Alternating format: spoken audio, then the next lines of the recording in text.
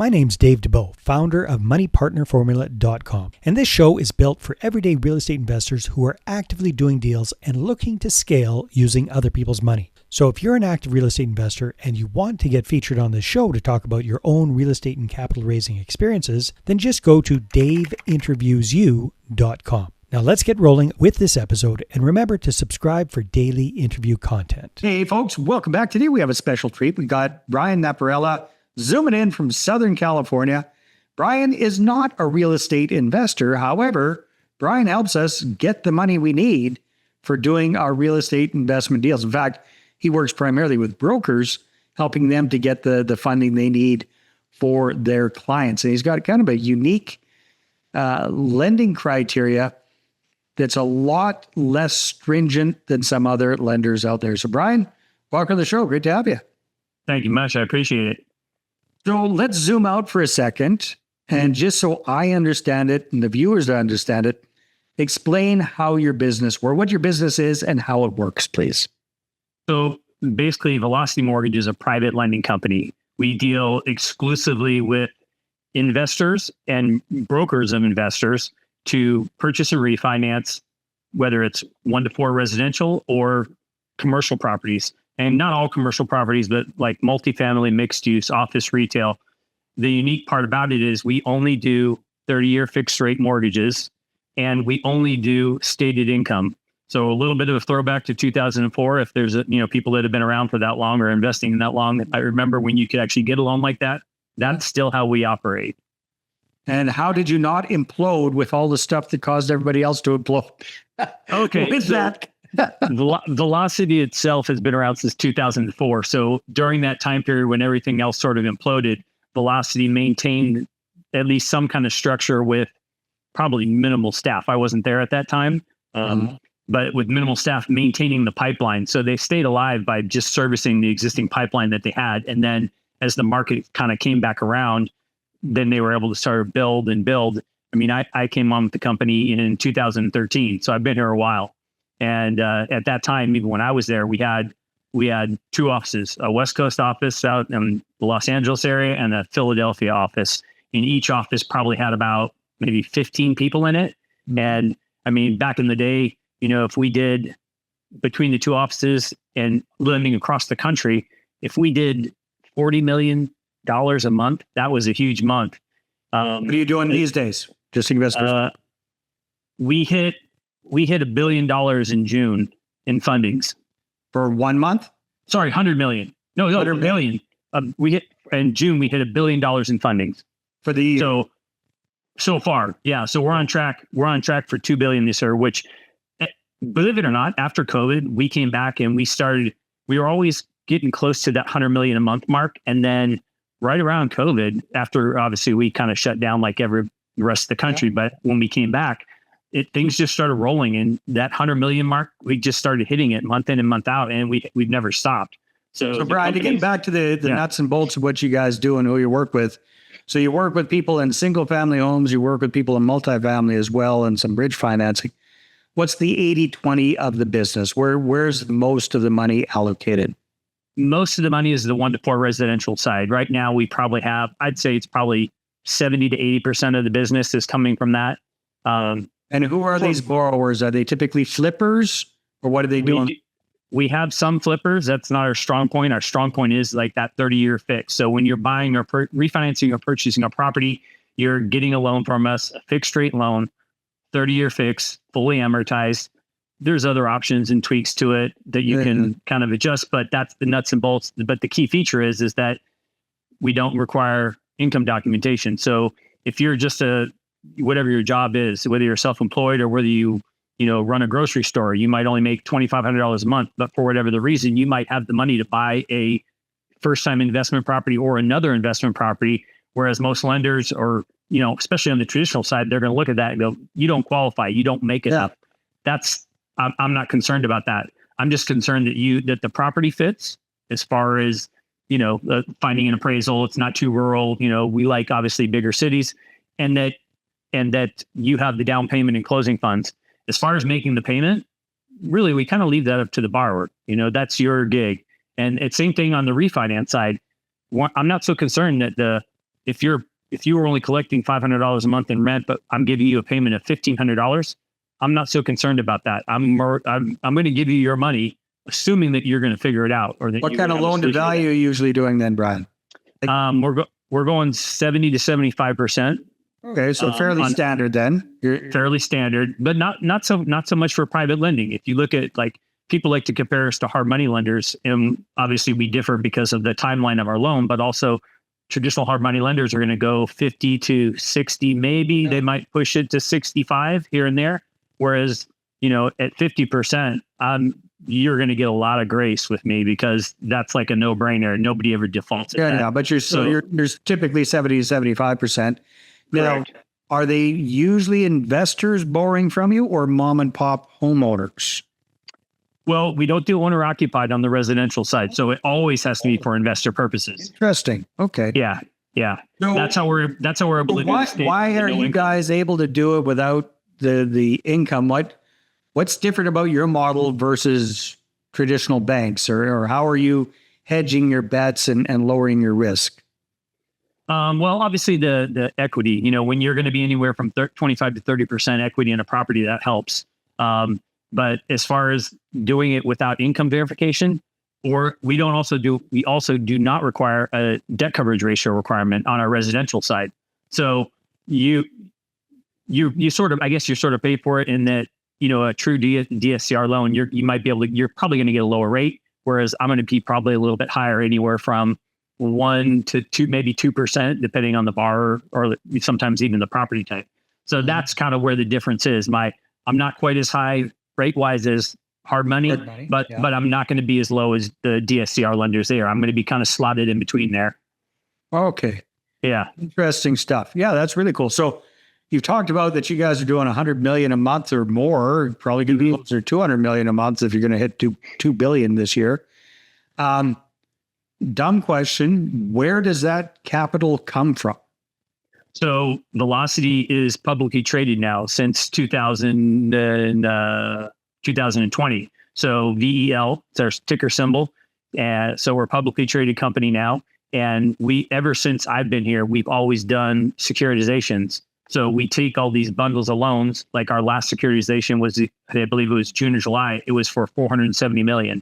So we take that 470 million, we take it to the secondary market, and just like any other mortgage-backed security, there's investors that purchase it and buy it, and so that's how we're able to recapitalize and just kind of keep going. And we've been doing it for so long now, and especially too when you think about it, when you're taking that much money to market at let's just say the average. I don't even know what the average rate is because I'm not part of that program, but let's just say it's probably in the 9%. Maybe a little bit higher.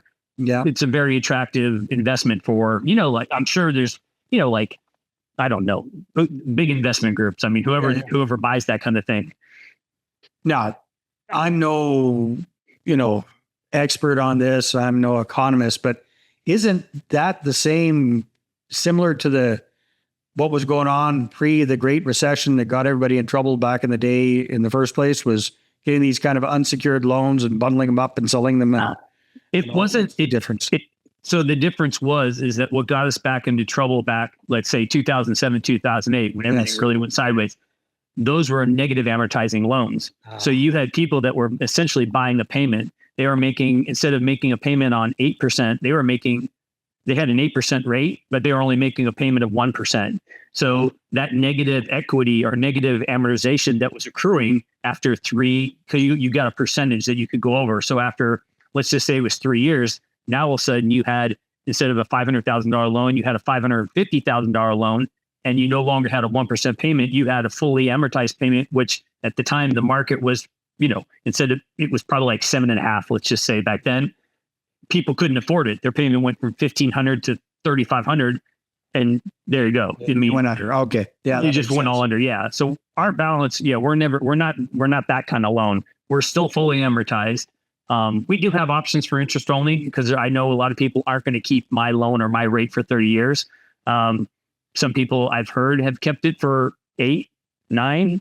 But a lot of times I'm always of the assumption that somewhere in the next 1 to 5 years, someone's going to get out of my loan because times change. They're investors. They're investors, right? They're not usually holding on to it for 30, 40 years. Right. Very interesting. So, Brian, explain your business a little bit to me as far as you're not dealing directly with mom and pop investor looking for a loan. Typically, that's not usually your end customer. Not directly. Yeah. Usually So they're going through. Who is your customer? Who are you looking for more of? Yeah. Usually my customers, my clients are the brokers.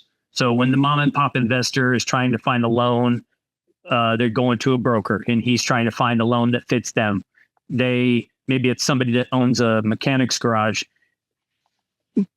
They own a mechanic's garage right now and they're trying to buy it because the current owner wants to sell it to him. He's been there for 15 years. Yeah. He works, but he probably doesn't show enough income to actually buy the property. But I'm still just trying to get my head around who you're dealing with, It's going to be the mortgage broker or loan officer. Yeah.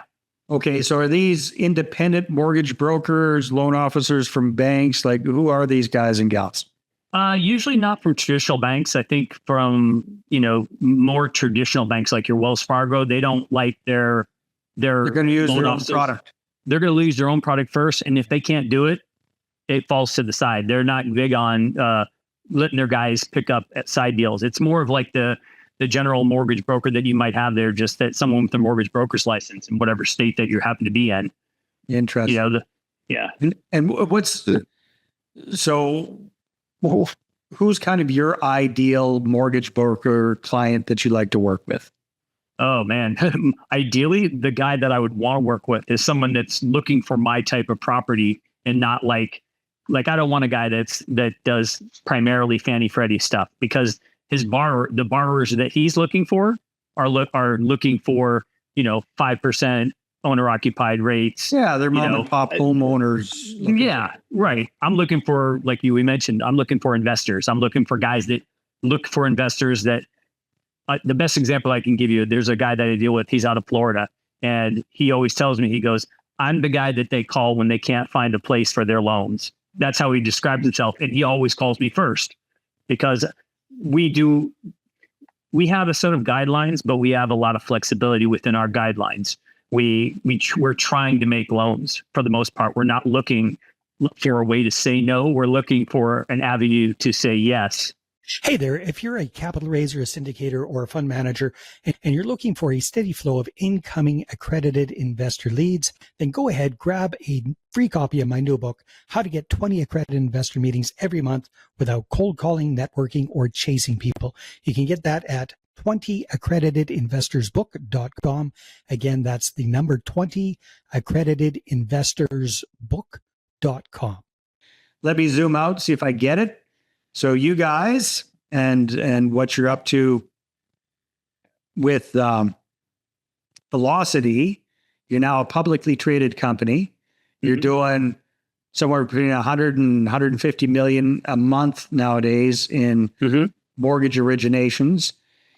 Your ideal end client are real estate investors doing single family homes as investments. That's who the bread and butter is. You also do small multifamilies. You also do larger deals.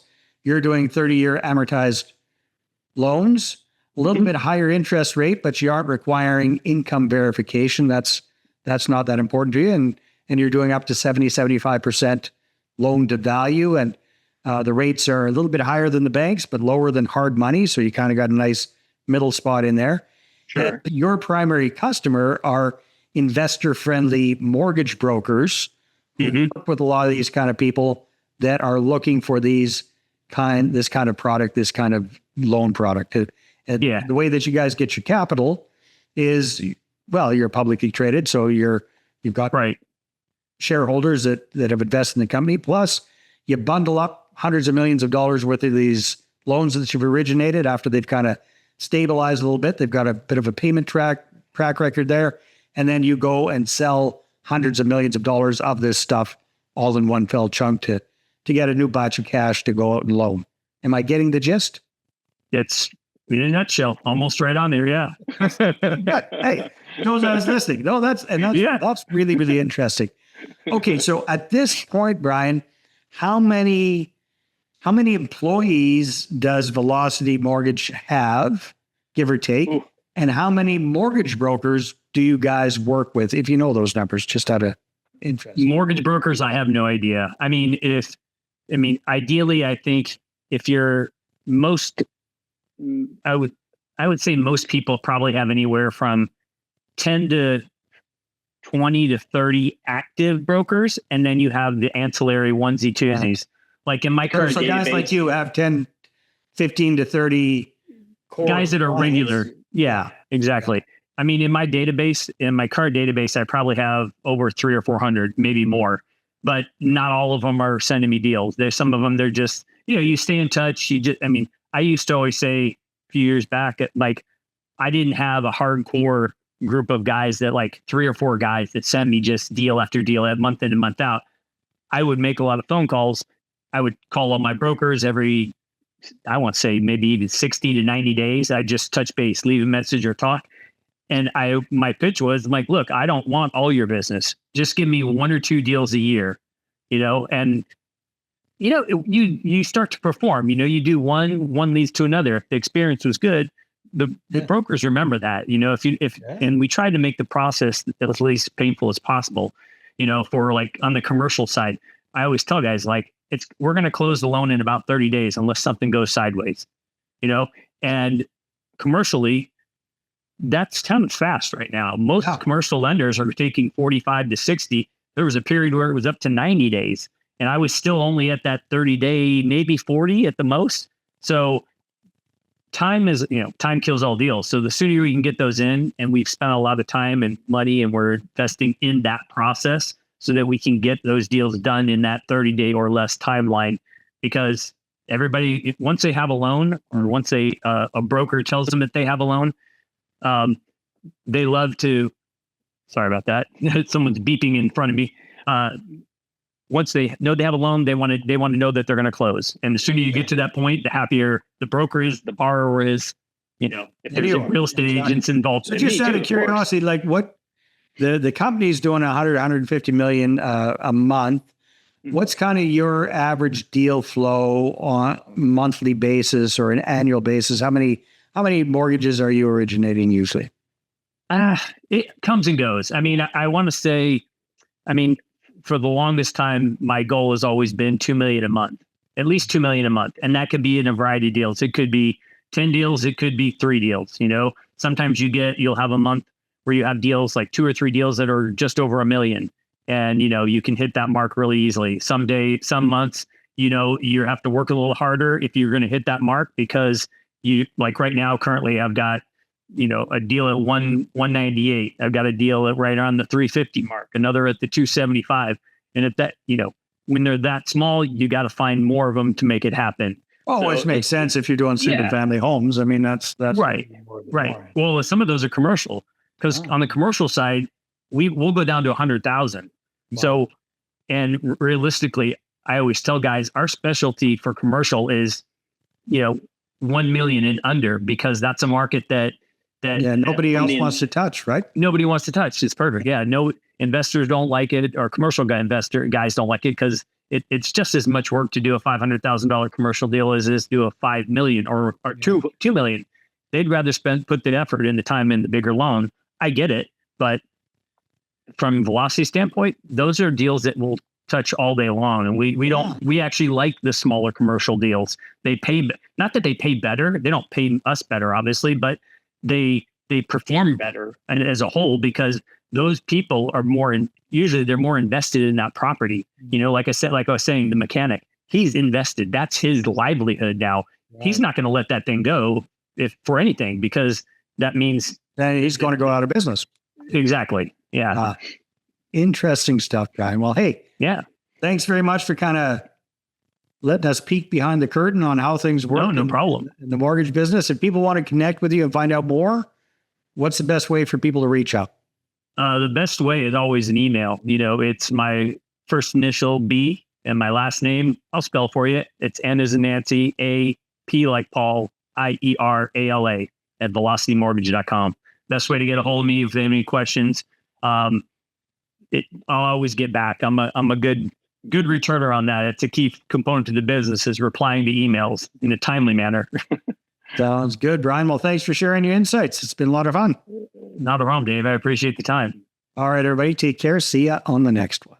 Hey there, I really hope you enjoyed that episode. And as always, if you want to listen to more daily interview content, make sure you subscribe. And if you're an active real estate investor and you're doing deals and you'd like to get featured on this show, then just head over to daveinterviewsyou.com.